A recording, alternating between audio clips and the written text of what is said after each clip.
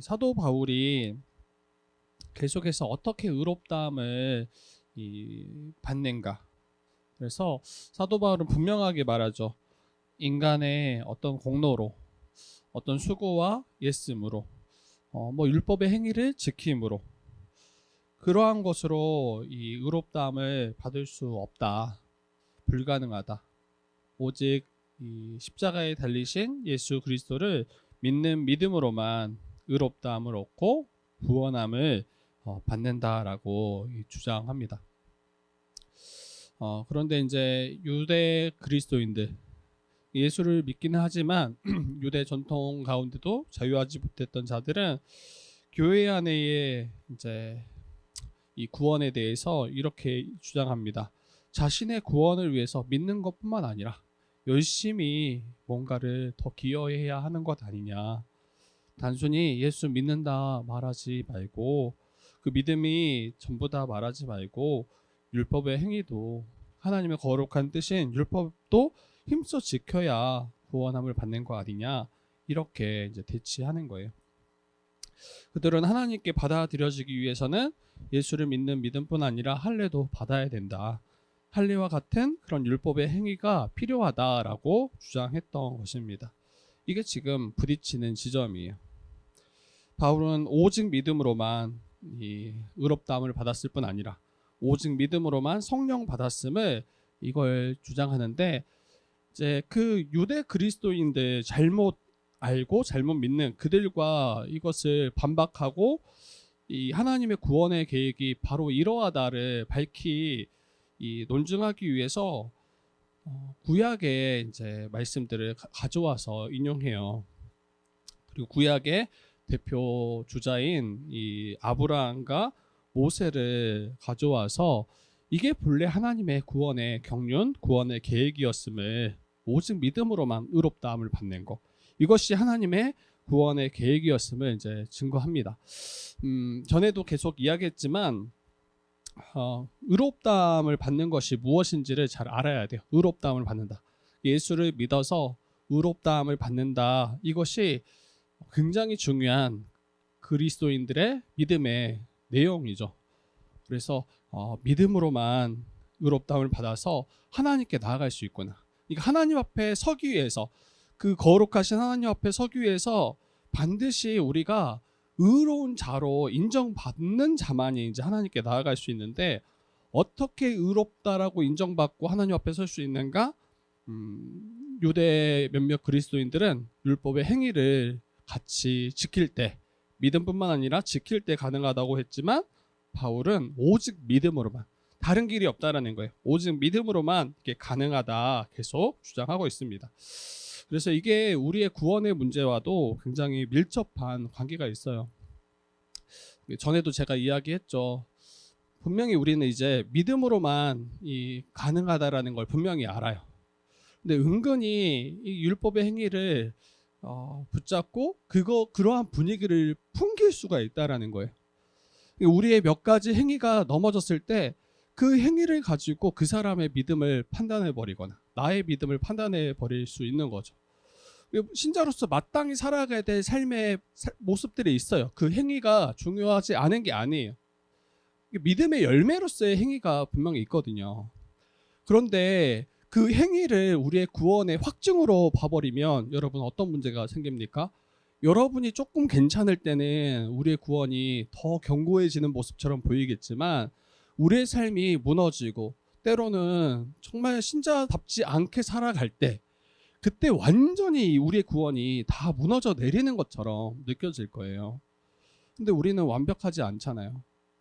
날마다 또 넘어지기도 하고 또 이 싸움들이 있잖아요. 근데 우리가 어디에 이 구원의 터를 놓고 살아갈 것인가, 이 문제와도 연결이 되어 있습니다. 그래서 여러분 맞아요. 저도 저만 봐도 그래요. 저만 봐도 내가 목회자 맞나, 내가 정말 신자 맞나, 그렇게 느껴질 때가 수시로 있어요. 수시로 나의 모습을 볼 때 너무 많이 부족하고. 근데 여러분, 그 삶에 우리의 어떤 행위에 초점을 두고 거기에서 우리의 의를 찾기 시작한다면, 여러분 우리는 완전히 망한 자로 드러날 거예요. 왜 우리가 어떻게 의롭다함을 받았는가가 훨씬 더 중요해요. 훨씬 더. 예수 그리스도의 그 십자가 때문에, 그분의 의 때문에, 예수를 믿어서 그분의 의가 나의 의가 되어졌기 때문에 우리가 하나님 앞에 아버지라 부르고 그분 앞에 나아갈 수 있는 거지, 여러분의 행위가, 저의 행위가 조금 더 나아서 좀 더 괜찮아서 그렇지 않다라는 거예요. 이거를 가장 먼저 붙잡고 거기 위에 신자로서의 합당한 삶을 올리셔야 돼요. 안 그러면 이 합당한 삶과 행위를 먼저 두고 우리의 구원을 판단하고 우리가 의로운 자인지 판단하기 시작하면 여러분, 한 명도 우리가 하나님 앞에 나아갈 자가 결코 없습니다. 그래서 지금 바울은 이 본래 믿음으로만 의롭다함을 받는다라는 것이 하나님의 구원의 경륜이고 하나님의 구원의 계획이었음을 아브라함을 통해서 이야기합니다. 우리 한번 15절 한번 다시 읽어볼까요? 15절 말씀 같이 읽어보기. 15, 16절 읽어봅시다. 15, 16절 같이 읽어보겠습니다. 시작.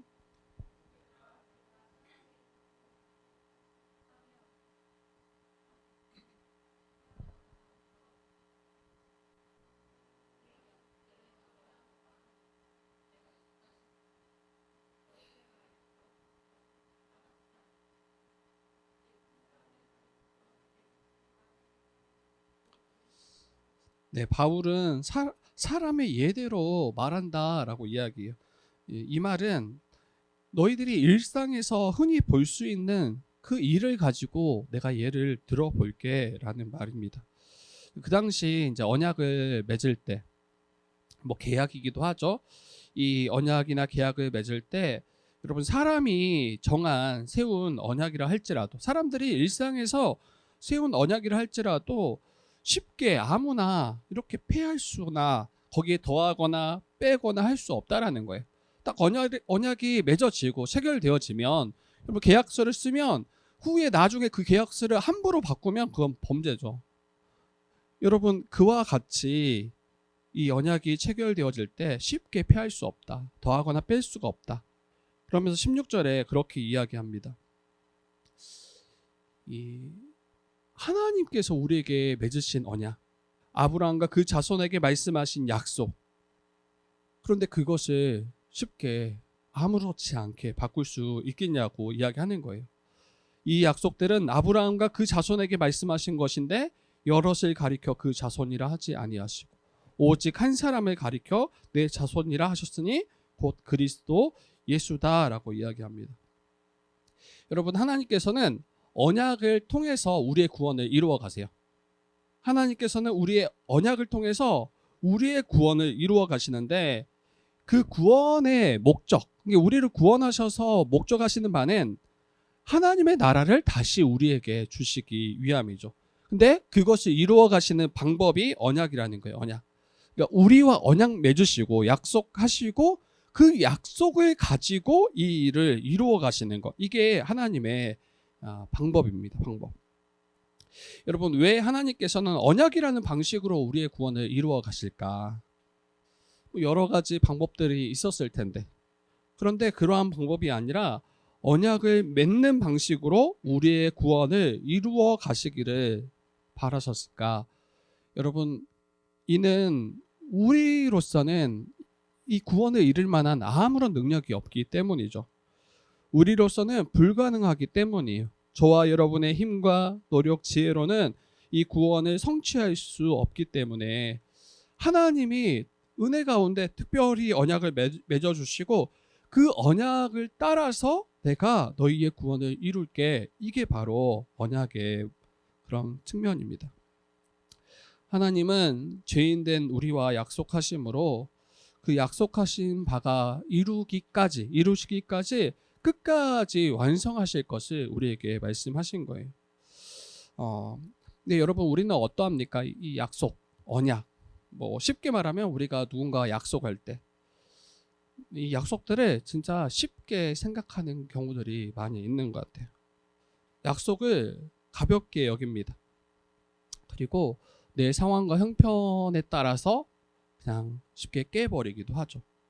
그리고 어떤 이들은 이제 그 약속을 어기는 것을 이제 합리화하기 위해서 이렇게까지 말합니다. 약속은 깨기 위해 있는 거야. 이렇게 이야기해요. 이게 지키기 위해 있는 게 아니라 깨기 위해 있는 거야. 이렇게 말한다는 거예요. 여러분, 이러한 말들이 우리 존재가 얼마나 가벼운지, 본인이 말하고 본인이 내가 지키겠다라는 그 약속마저도 쉽게 어기는 거죠. 그리고 교회적으로도 한번 생각해 보세요. 우리 교회로 우리가 이제 참여할 때, 또 교회가 될 때, 여러분 우리도 다 약속을 하고 들어오는 거예요. 약속. 그게 이제 세례입니다. 세례 서약을 하고 세례를 받고 교회에 입교하게 되는 거죠. 근데 많은 이들은 자신이 어떤 서약을 했는지도 지금 잘 알지 못합니다. 그러니까 계약서를 세상적으로 볼 때 계약서를 썼는데 계약서의 내용도 확인하지 않는 거예요. 그리고 이제 사인을 도장 찍고 나중에 이제 딱 읽어보니까 내가 언제 이런 거 써야겠냐. 그러면서 도리어 이제 교회를 향해서 그런 사람 한 명도 보지 못했지만 사기다, 사기. 뭐 그렇게 말하는 사람 한 명도 보지 못했지만 여러분 이게 지금 교회 가운데 일어나는 일들 같아요. 많은 이들은 자신이 어떤 서약을 어떤 약속으로 했는지도 알지 못한 채 이제 교회로 참여했어요. 그리고 알지 못하기 때문에 이 서약한 바를 힘써 지킬 마음도 생각도 뜻도 없는 거죠. 근데 이게 이 하나님께 서약한 거예요. 단순히 사람 앞에서, 단순히 교회 앞에서 서약하기 이전에 하나님께 서약했던 약속인데 너무 가볍게 여기는 오늘날의 교회의 모습들이 있습니다. 저와 여러분도 아마 그랬을 거예요. 약속과 상관없이 살아가고 있었던 거죠. 제가 이야기 드리고 싶은 것은 우리 인간의 이 약속이 얼마나 책임질 수 없는 너무 가벼운 그러한 것으로 만들어 버리지 않았나. 정말 상황과 환경에 따라서 수없이 바꿔요. 저도 그래요. 저도 안 하려고 안 그러려고 하지만 저도 그럴 때가 많아요. 내 몸이 아플 때, 내가 좀 약할 때, 이 약속했던 것들을 너무 쉽게 바꾸는 것들을 저도 보게 됩니다. 수많은 말을 뱉지만 마치 장담하고 책임질 것처럼 말하지만 근데 그 말들을 온전히 지키는 것은 또 다른 문제죠. 그리고 이 일을 통해서 정말 우리가 신실하거나 그러한 존재가 아님을 보게 됩니다. 만약 저나 여러분이 하나님이었더라면, 그럴 수 없지만 저와 여러분이 하나님이었더라면, 그리고 우리와 언약을 맺었더라면 그만큼 불확실하고 불안한 그런 모습이 아닐 수 없겠죠. 하나님께서 우리를 구원하실 거야 약속하셨는데, 근데 제가 만약에 하나님이라면 여러분들을 위해서 내가 그와 같이 구원을 이룰게 라고 약속했더라면 여러분 우리는 수없이 이 약속들이 뒤집혀지는 거를 보게 될 거예요. 그리고 저를 원망하겠죠. 분명히 약속했는데 다 안 지키는 것처럼 보이고. 여러분 그런데 하나님은 어떤 분이시냐면 우리를 구원하시기 위해서 언약하셨고 그 언약을 온전히 신실하게, 여러분 시간이 지나면 또 우린 쉽게 잊잖아요. 그렇잖아요. 약속했는데 잊어버려. 그런데 하나님은 수천 년의 역사 가운데 그의 자손들과 그의 언약 백성들과 맺은 그 언약을 그 엄청난 시간 가운데서도 결코 잊지 아니하시고, 그리고 이제 그 언약을 체결한 그 당사자들의 그 수없는 반역과 대적에도 불구하고 하나님께서는 그 약속을 변개치 않으시는, 바꾸시지 않으신다라는 게 성경 가운데 나타나고 보여집니다. 이걸 어디에서 볼 수 있습니까? 그 아브라함과 언약을 체결하셨던 장면을 통해서 우리는 이미 살펴봤어요. 아브라함과 언약을 체결하실 때 아브라함과 하나님이 언약을 체결하시기 때문에 함께 그 언약 체결하는 시기 딱 나타나야 되잖아요. 그런데 이 언약을 체결하실 때 아브라함을 깊이 잠들게 하십니다. 아브라함을 깊은 잔 가운데 자게 하셔요. 그리고 이 쪼개진 그 고기 사이로 횃불 하나가 지나가는 모습을 창세기 15장을 통해서 볼 수 있죠. 이 언약 체결식인데 아브라함은 잠들고 있고 횃불 하나만 그 쪼개진 고기 사이로 지나간다라는 거예요. 여러분, 그 언약을 히브리어로 하면 베리트예요, 베리트. 근데 이건 자르다라는 뜻이에요. 언약을 그 언약의 의미가 자르다라고 있는데, 이게 무슨 말이냐면 언약을 체결했는데 그 언약을 어기는 당사자는 쪼개질 거다. 그 옆에 쪼개진 고기들 사이 지나갈 때 이 고기들이, 이 동물들이 쪼개졌던 것처럼 언약을 어기는 그는 이 동물과 같이 쪼개질 것을 말하는 것입니다. 그런데 아브라함은 지나가지 않고 이 하나님의 현현을 보여주는 그 횃불 혼자 홀로 지나갔다라는 것은 하나님께서는 자기의 생명을 걸고 우리의 구원을, 그 언약을 반드시 성취하시겠다라는 확고한 의지를 보여주시는 거예요. 우리의 어떠함에 상관없이 반드시 구원을 이루실 것이다. 이 말을 또 오해하시면 안 돼요. 우리의 어떠함과 상관없이라고 하니까 마음대로 막 살아도 된다, 이 이야기가 아니에요. 하나님의 구원의 큰 경륜 가운데 인간으로서는 결코 자신들의 구원을 이룰 수 없음을 말하는 거예요.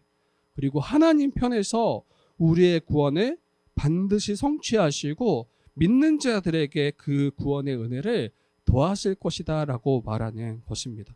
각 사람의 어떠한 것을 가지고 이것을 적용하시기보다는 큰 구원의 관점에서 이걸 이해하시는 게 훨씬 더 유익하겠죠. 그래서 언약을 맺으시고 그 언약 가운데 일하시는데, 언약의 내용을 잠깐 살펴봐야 될 것 같아요. 그러니까 아브라함과 어떤 언약을 맺으셨는가.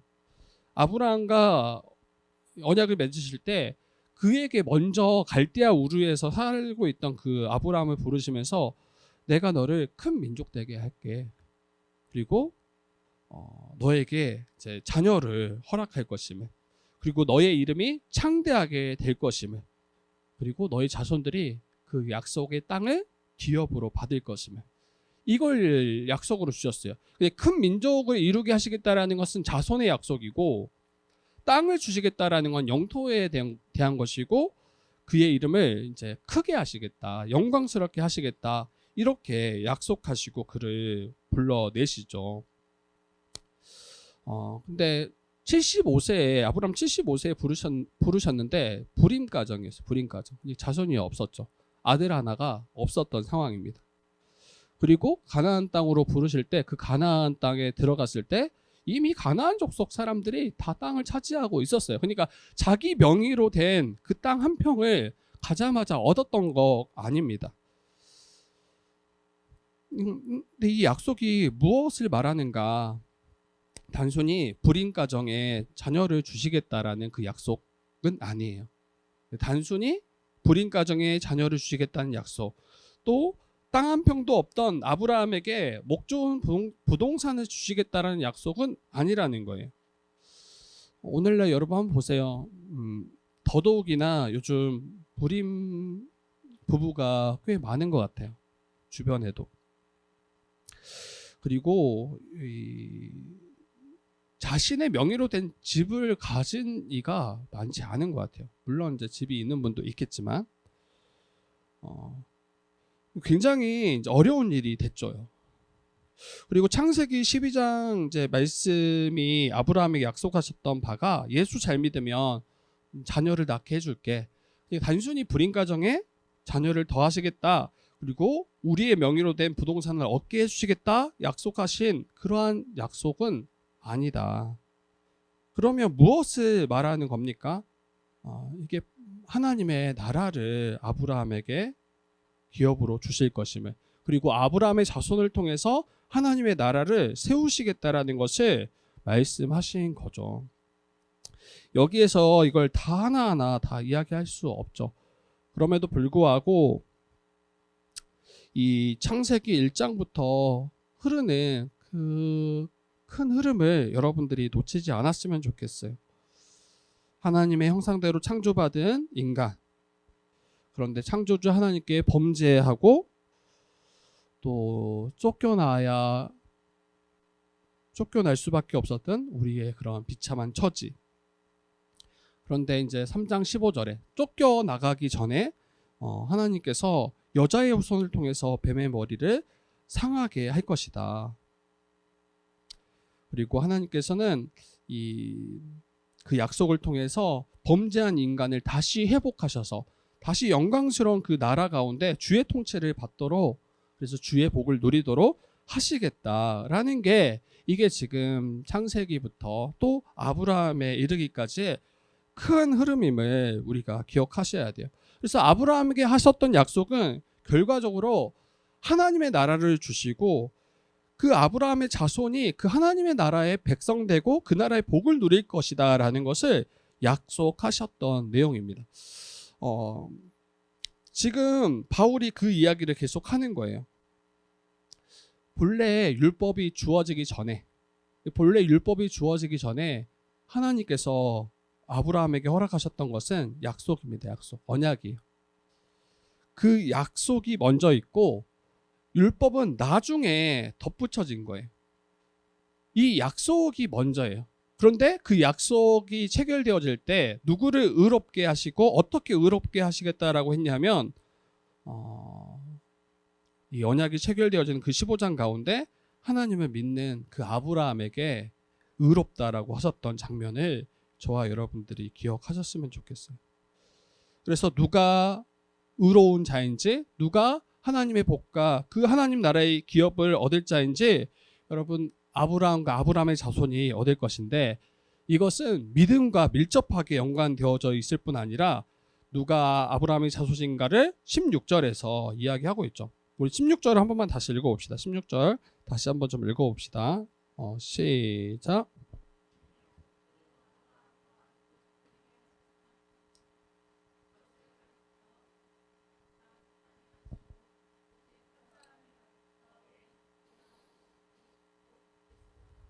네, 여기서 이야기하죠. 약속들은 아브라함과 그 자손에게 말씀하신 것인데 여럿이 아니다. 여럿이 아브라함의 자손이 아니라 한 사람이 아브라함의 자손인데 바로 그리스도 예수다라고 이야기해요. 그러니까 아브라함의 아들이 이삭이고, 그리고 이삭의 아들이 야곱이고, 또 야곱의 아들이 12자녀들이죠. 아들들이죠. 그들이 근데 아브라함 자손 아니라고 하는 거예요. 그러면 가장 충격받을 사람들은 유대인들인 거죠. 유대인들의 자부심은 자신들이 아브라함의 자손되었고 이 아브라함의 유업을, 그 복을 누릴 자가 자신들이라고 생각했는데 바울은 지금 그거 아니라고 이야기하는 거예요. 누가 아브라함의 참 자손인가 할 때 한 사람을 가리키는데 바로 그리스도 예수다. 그러면 예수 그리스도만 참 아브라함의 자손이고, 누가 그 이어서 그의 자손 되는가를 생각했을 때 믿음이 있는 자가 아브라함의 자손이다라고 이야기해요. 그게 7절이에요. 그런즉 믿음으로 말미암은 자들은 아브라함의 자손인 줄 알지어다. 여러분, 더 이상 이제는 혈통적인 그러한 혈통적으로나 또 그 유대인들이 받았던 그 율법을 지키는 것을 통해서 우리가 아브라함의 자손되거나 그 아브라함의 유업을 얻는 자가 아니라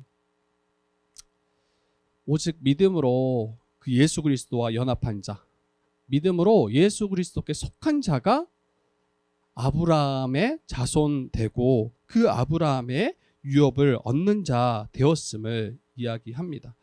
그러니까 지금 저와 여러분들은 이게 크게 와닿지 않을 수 있어요. 왜냐하면 우리는 유대인들이 아니잖아요. 큰 충격이 막 확 오지 않을 거예요. 근데 지금 여러분 이스라엘로 가보세요. 최근에 제가 봤던 영상에서도 여전히 동일하게 그들은 자신들이 아브라함의 자손이고 자신들만이 또 자신들에게 찾아오고, 그러니까 개종한 자만이 이제 하나님 나라를 유업으로 얻을 구원받을 그 백성 된다라고 여전히 믿고 있어요. 그런데 이와 같이 바울과 같이 만약에 이야기한다면 너희 아브라함 자손 아니야. 너희가 이 유업을 얻을 수 없어. 오직 예수 그리스도를 믿어서 그와 연합된 자만이 그 유업을 얻을 거야. 이거 지금도 믿지 않습니다. 지금도 이것을 받지 않아요. 예수를 메시아로 그들은 받지 않는 거죠. 여러분, 저와 여러분은 이방인이에요. 그런데 이방인 된 자들은 본래도 하나님 나라에 밖에 있었던 자들, 하나님의 나라를 유업으로 얻을 수 없었던 자들이잖아요. 근데 그러한 자들에게 이 아브라함의 자손이 될 그 길이 열렸어요. 그 아브라함에게 약속하셨던 그 하나님의 나라를 유업으로 얻을 길이 열렸어요. 그게 바로 믿음이라고 이야기하는 거예요. 저와 여러분들이 믿음이 있더라면, 예수를 주와 그리스도로 믿었더라면, 여러분, 저와 여러분은 예수 안에서 아브라함의 자손이 되었습니다. 그리고 그로 말미암아 그 아브라함에게 허락하신 그 하나님 나라를 유업으로 이미 받은 자요, 또 주님 다시 오실 때 받을 자임을 성경이 이야기하는 거예요. 이것을 우리는 밝히 알고 이것을 힘써 붙잡고 있는지, 이것을 기뻐하고 있는지를 한번 다시 돌아봤으면 좋겠습니다. 여러분, 그러면 왜 율법을 주셨는가에 대한 질문을 또 할 수밖에 없어요. 아니, 언약으로 우리의 구원을 이루어 가시고 우리를 하나님의 나라로 이끄실 것인데 왜 우리를 구원할 수 없는 그 율법을 허락하셨냐는 거예요. 왜 율법을 주셨습니까? 이미 앞에서 잠깐 이야기했지만 이 율법을 주심은 이 범법하여 짐으로 더해진 거예요. 우리 19절 한번 읽어봅시다. 19절하고 21절 한 절씩 한번 읽어봅시다. 19절, 21절 시작. 그런즉 율법은 무엇이냐? 범법함.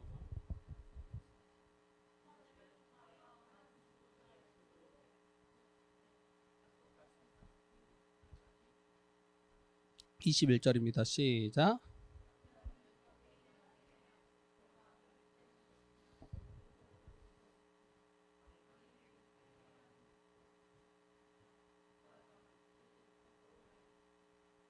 네, 그래서 왜 율법을 주셨는가? 범법함으로 더해진 것. 그러니까 우리가 범죄했기 때문에 더해진 거예요. 여러분, 언약은 우리를 구원하시는 방식이라고 했죠. 근데 율법은 여러분 우리를 구원하시기 위해서 주신 것이 아니라 우리가 범죄했기 때문에 하나님이 주신 것이고, 그러면 이 율법이 어떤 기능을 하는가 할 때 이 우리의 죄가 얼마나 큰지를 밝히 드러내는 일을 합니다. 우리로서는 결코 의롭다함을 받을 수 없음을, 이 죄에 대해서 완전히 망한 자임을 밝히 나타내는데 이 율법이 기능해요. 물론 그것을 통해서 긍정적인 것은 죄를 억제하게 하기도 합니다. 그렇지만 그 죄를 억제하거나 또 죄를 짓지 않는 것으로 인해서 우리가 구원함을 받지는 못해요. 율법이 없었더라면 죄를 죄로 알지 못했을 거예요. 여러분, 법이 있잖아요, 법이. 근데 그 법이 딱 제정이 되어가지고 이것이 죄다라고 이야기하지 않는다면, 여러분, 사람들은 그것이 합법적이지 않고 그것이 죄된 것들이라고 혹 여긴다 할지라도 그걸 죄로 여기지 않아요. 그러니까 이게 법으로 이게 죄라고 딱 명시하기 때문에 이것이 잘못인 줄 알고 그것을 이제 행하지 않으려고 하는 거지, 만약에 이게 법으로 제정되지 않는다면 사람들은 그것을 마음껏 행하면서 그것을 죄로 여기지 않을 거예요. 그러니까 탐심이 죄라고 이야기하지 않았더라면, 그런 말씀이 있어요. 탐내지 말라, 율법이 말하지 않았더라면 탐심이 죄인지 몰랐을 것이다. 죄를 죄로 인지하지 않는 거예요. 무지한 거죠. 자신이 심각한 죄인인지도 모르는 거예요. 예수님이 오셔서 뭐라고 이야기하십니까? 나는 건강한 자를 위해서 온 게 아니라 병든 자를 위해서 왔어. 그런데 그때 그 당시 유대 또 지도자들은 어떠합니까? 자신들을 병든 자로 보지 않았어요. 자신들이 죄인인지 알지 못했어요. 그러면서 죄인들을 향하여, 명시적인 죄인들을 향하여 손가락질하고 그들을 향해서 정죄했던 것들을 보게 되죠. 율법은 우리를 죄 아래 철저하게 가두는 역할을 해요. 그래서 제가 전에도 이야기 드렸지만 율법에 완전히 갇혀 보지 않은 분들은 예수님께 나아갈 수가 없어요. 이 율법이 우리가 얼마나 죄인 되었음을 밝히 말하고 있을 때 그 죄 아래, 그 율법 아래 갇혀 본 경험이 없는 분들은 예수님을 찾고 있지만 예수님을 찾고 있지 않은 거예요. 제가 처음 이제 신앙생활 시작하신 분들하고 이야기를 나눠보면 다 자기가 죄인이라고 이야기해요. 대부분 그런 분들이 옵니다. 죄인이라고 생각하시는 분들이 오지 죄인이라고 생각하지 않은 분들이 교회에 안 와. 제가 볼 때는. 그런데 그 죄에 대하여 생각하는 바가 다르죠. 그러니까 조금 자기가 봐도 그렇게 깨끗한 사람은 아닌 거야. 자기가 자신을 봐도 적당하게 이렇게 죄를 짓고 적당하게 다른 사람들을 또 이렇게 괴롭히고 막 이런 모습들이 자기도 인정해. 그런데 이게 죄라고 생각하지 율법 아래 완전히 갇혀가지고 정말 하나님 앞에 아무 소망 없는 죄인이라고 생각하고 그것을 고백하고 온 분들은 거의 없어요. 여러분, 율법이 없었더라면, 그 율법이 말하지 않는다면 저와 여러분은 우리가 죄인인지 그렇게 생각하지 못했을 거예요. 그리고 그 죄로 말미암아 하나님의 진노가 얼마나 무서운지 아마 몰랐을 거예요. 여러분, 그래서 율법과 하나님의 약속은 반대되는 게 아니에요. 반대되는 것은 결코 아닙니다. 율법은 죄인된 우리를 깨닫게 해서 예수 그리스도께 나아가도록 하는 그 기능을 하는 거죠. 그래서 오늘 본문에서 뭐라고 합니까? 율법을 초등교사라고 해요. 초등교사. 예수님께 인도하는 초등교사 되어서 우리를 끌어간다라는 거예요. 예수님을 믿는 믿음으로만 의롭다함을 얻고 약속의 유업을 이을 수 있음을, 그것을 깨닫도록 그 예수 그리스도께 인도하는 역할을 율법이 합니다. 다시 이야기하지만 율법과 하나님의 약속은 반대되는 게 아니다. 도리어 이 약속을 이루기 위해서 하나님이 허락하신 은혜다라는 것을 우리가 잊지 마세요. 초등교사인 율법으로 말미암아 우리가 예수를 믿어서 그분께 나아갔더라면, 그래서 그분의 의를 얻었더라면 더 이상 초등교사는 설 자리가 없어요. 그러니까 율법은 예수 그리스도께 죄임을 깨닫게 해서 예수 그리스도께 나아가게 한다고 했잖아요. 그러면 예수 그리스도께 나아갔더라면 초등교사는 더 이상 필요가 없어요. 왜? 그 역할을, 그 목적을 다 이루었기 때문에. 더 이상 율법의 그 아래에 매여서 그 율법의 종이 될 필요가 없습니다. 율법을 지켜서 의롭다함을 얻으려고 애쓸 필요가 없다라는 거예요. 우리로 하여금 믿음으로 말미암아 예수 안에서 그 아브라함의 자손 되었음을 알고 우리가 이제 기쁨으로 그 자녀됨을 누리면 되는 겁니다. 여러분, 율법이 아닌 왜 믿음인가? 한번 다시 생각해 봤으면 좋겠어요. 율법은 우리의 죄를 정죄합니다. 죄임을 밝히 드러내요. 그런데 그 율법은 우리의 죄를 속죄할 힘이 없어요. 왜 율법이 아니라 약속이어야 하는가, 언약이어야 되는가? 율법은 우리의 죄를 속죄할 능력이 없다, 힘이 없다. 우리의 죄를 밝히 드러내어 정죄하지만, 또 죄인됨을 깨닫게 하지만 그것으로 구원받는 건 아니잖아요. 우리의 죄를 사하고 우리를 깨끗게 하고 하나님의 거룩한 백성 되게 하는 것은 여러분 예수 그리스도죠. 예수 그리스도. 그래서 그분을 믿고 그분과 연합됨으로 우리의 죄가 사함받고 우리가 하나님의 거룩한 백성, 아브라함의 자손 되는 것입니다. 속죄의 능력은 예수 그리스도에게 있고 믿음에 있습니다. 그래서 우리가 율법이 아니라 언약으로, 또 율법이 아니라 예수 그리스도를 믿는 믿음으로 나아가셔야 돼요. 아브라함의 유업, 이 하나님 나라의 복은 그러면 어떤 자가 받는지 우리가 기억하시면 좋겠어요. 예수를 믿어서 성령 받은 자, 그래서 예수님과 연합되어져서 참 아브라함 자손인 그와 연합된 자가 아브라함의 기업을 얻고 참 하나님의 아들 되시는 그 예수 그리스도와 연합됨으로 하나님의 나라를 우리가 소유하고 받게 되는 거예요. 다른 길은, 다른 방법은 절대 없습니다. 절대 없습니다. 우리 마지막 한번 좀 더 읽어보고 우리 정리를 합시다. 우리 뭐 더 이야기할 게 많긴 한데 설교가 이걸 하나하나 다 풀어주는 시간은 아닙니다. 이게 무슨 말이냐면 설교는 이제 한 가지 방향성을 가지고 쭉 나가야 되더라고요. 그래서 성경 공부 때는 한 절 한 절 많이 이야기하는 게 좋은 성경 공부고 설교는 많은 이야기를 다 펼쳐놔 버리면 이제 방향을 잃어버려. 방향을 잃어버려서 그래서 이 전체 하나하나를 다 다루진 않겠지만 그래도 한두 가지로 해서 우리 정리하도록 하겠습니다. 여러분, 아브라함의 유업, 하나님 나라의 복은 앞에서 잘 이야기했지만 이 예수를 믿어서 예수님과 연합한 자, 그래서 참 아브라함의 자손된 그 아브라함의 자손된 예수 그리스도께 속한 자, 그가 이 아브라함의 유업을 얻는다. 그리고 여기 세례에 대해서 이야기해요. 27절, 우리 27절 한번 읽어볼까요? 27절, 28절 이거 두 절 한번 같이 읽어봅시다. 여러분들 27, 28절 시작.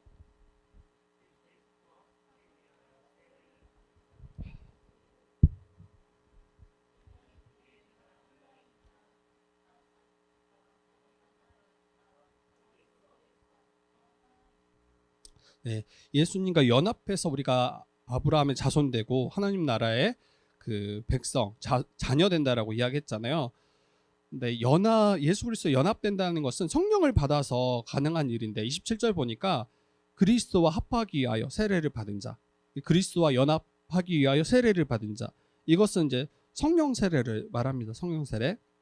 세례를 받은 자는 그리스도로 옷 입었느니라라고 이야기해요. 옷 입었느니라. 그래서 어떻게 우리가 아브라함 자손 되었는가와 연결되어 예수를 옷 입어버린 거예요. 예수 그리스도가 우리를 완전히 덮으신 거예요. 그러니까 우리가 어떻게 하나님 앞에 의롭다고 인정받고 그분 앞에 나아가서 아버지라 부를 수 있는가?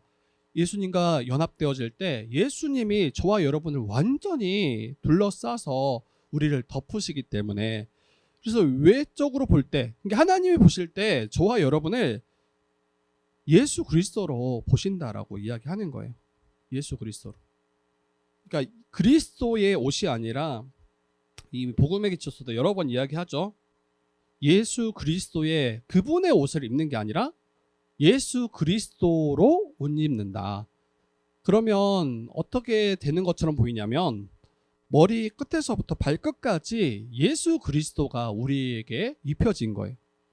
그러면 하나님이 저를 또 여러분들을 보실 때 죄인된 우리 각 사람으로 보시지 않고 믿음 안에 있는 예수님과 연합된 존재된 우리를 예수 그리스도로, 그의 자녀로, 그의 아들로 우리를 보신다라는 것을 말합니다. 이게 바로 지금 믿음으로 의롭다함을 받는다라는 것을 말하는 것이고, 믿음으로 성령 받은 자들이 얻게 되는 그 놀라운 은혜를 말하는 것입니다. 그리고 이렇게 연합될 때 일어나게 자연스럽게 따라오는 게 28절이에요. 너희는 유대인이나 헬라인이나 종이나 자유인이나 남자나 여자나 다 그리스도 예수 안에서 하나이니라. 그래서 믿음으로 연합된 자, 믿음으로 예수님과 연합된 자는 여러분 자연스럽게 모든 차이, 모든 이 분열됨이 다 화평케 하고 하나 되게 하시는 그 은혜 가운데 거하는 자가 바로 교회임을 이야기하고 있습니다. 유대인과 헬라인은 원수죠. 종이나 자유인도 원수예요. 남자나 여자도 원수고, 그런데 그러한 존재된 자들을 다 예수 안에서 다 하나 되게 하셨음을 성경은 이야기합니다. 그 나라에 들어간 자들이 누린 복도 다 이것을 통해서 우리가 누릴 수 있는 거예요. 서로 돕는 배필 되어져서 서로를 자기 자신과 같이 여기고 서로를 위해서 섬기며 살아갈 때 깨어졌던 모든 관계가 주 안에서 회복되어져서 한 몸으로 서로 사랑하며 섬기는 관계로 나아갈 때 그때 이 하나님 나라의 복을 교회 가운데 또 우리의 일상 가운데 누리며 살아갈 수 있는 거죠. 이걸 믿는지를 다시 한번 봤으면 좋겠어요. 옆에 우리 서로를 보면 차이가 많아요. 각자 특징이 다르고 생각하는 게 다르고 각자 주장하는 게 다 달라요. 그런데 어느 순간부터 더 주장하지 않죠. 내가 이렇게 이야기하면 옆에가 불편해할 거 알기 때문에 그렇게 주장하지 않아요. 그리고 좀 내려놓고 그리고 상대의 이야기를 더 귀 기울여주고 자기 자신과 같이 여기려고 애쓰고 힘쓰며 살아가죠. 더 이상 차별하지 않아요. 물론 차별할 수 있어요. 여전히 우리는 임의와 아직 안에 있다는 걸 생각하셔야 돼요. 임의를 너무 강조하면 여러분 어떻게 되냐면 우리 교회는 마치 이제 하나님 나라가 임하지 않은 것처럼 보게 돼요. 아니 성경에서 말하는 그 성경적인 교회, 그 하나님 나라의 모습과 비교해서 딱 우리를 봐버리면 어때요? 너무 부족해요. 너무 목회자도 약간 많이 부족한 것 같고 옆에 있는 지체들도 굉장히 많이 부족해 보여. 근데 여러분 그렇게 생각하는 그분도 부족해요. 다 부족해. 근데 너무 임의를 강조하면 여기에는 하나님이 살아계시지 않는다. 이렇게 가게 돼요. 그런데 아직을 또 너무 강조하면 어떻게 돼요? 진짜 아직 주의 나라가 완성되지 않았기 때문에. 이러면서 계속 이제 패배주의로 가게 돼요. 우리는 그렇지 뭐. 어쩔 수 없지. 오늘 또 넘어졌네. 내일 또 넘어질 거야. 내일 모레도 넘어질 거야. 계속 우리는 이제 패배주의로 나가게 됩니다. 여러분 그렇게 가지 마시고 임의와 아직을 균형을 잘 잡으셔야 돼요. 임의와 아직을 이미 하나님 나라가 임했음을 믿고 깨닫고 힘써서 그렇게 살아갈 뿐 아니라 아직 임하지 않았음을 또 기억하시고 상대의 연약한 부분들을 품으실 수 있어야 돼요. 그리고 나 또한 부족함을 인정하실 수 있어야 돼요. 그때 이 28절의 말씀이 우리 가운데 이제 드러나게 될 거예요. 유대인이나 헬라인이나 종이나 자유인이나 남자나 여자나 다 그리스도 예수 안에서 하나이니라. 여러분 말씀 마치겠습니다. 율법을 통해서 우리가 죄인됨을 보셨으면 좋겠어요. 그리고 율법 아래 갇혀서 아무런 소망 없는 자가 우리 자신임을 깨달을 수 있는 은혜가 있었으면 좋겠어요. 이건 성령께서 하시는 일이에요. 성령께서. 그리고 오직 예수님만이 죄인된 우리의 소망 되심을 믿을 수 있기를 축복합니다. 그리고 무엇보다도 여러분 율법으로 우리의 구원을 이룰 수 없음을 그리고 오직 믿음으로 그 언약 안에서 하나님의 신실하심에 기대어 살아갈 때 우리의 구원이 안전함을 잊지 마시고 때로 넘어질 수 있어요, 여러분. 근데 아까도 이야기했지만 임의와 아직의 균형을 잘 잡으라. 넘어질 수 있어요 하니까 또 여기에 너무 큰 위로를 받아서 그래 오늘도 한번 넘어져 봐야지. 이러지 마시고 임의와 아직을 잘 잡으세요. 임의와 아직을. 너무 교만하시지도 마세요. 좀 잘 될 때 있잖아요. 막 보니까 내가 생각했던 것보다 더 신실한 것 같아요. 막 주를 위해서 막 사랑으로 지체들 섬기고 막 내가 전에 하지 못했던 헌신을 막 하는 것 같아. 여러분 그때 교만하지 마세요. 금방 넘어질 거야. 금방 넘어져서 또 왜 나를 안 알아주지? 왜 또 이런다고요. 우리는 그런 존재야. 그러니까 임의와 아직을 잘 붙잡고 좀 높아진다 싶을 때 겸손하시고 또 약간 더 내려간다 싶을 때 여러분 자기를 좀 더 긍정하셔도 돼. 그때는 그 균형을 잘 잡고 예수 안에서 우리가 참된 복과 안식을 누리는 그리고 이 믿음을 온전히 지켜나가는 저와 여러분들 되기를 주님의 이름으로 부탁드립니다.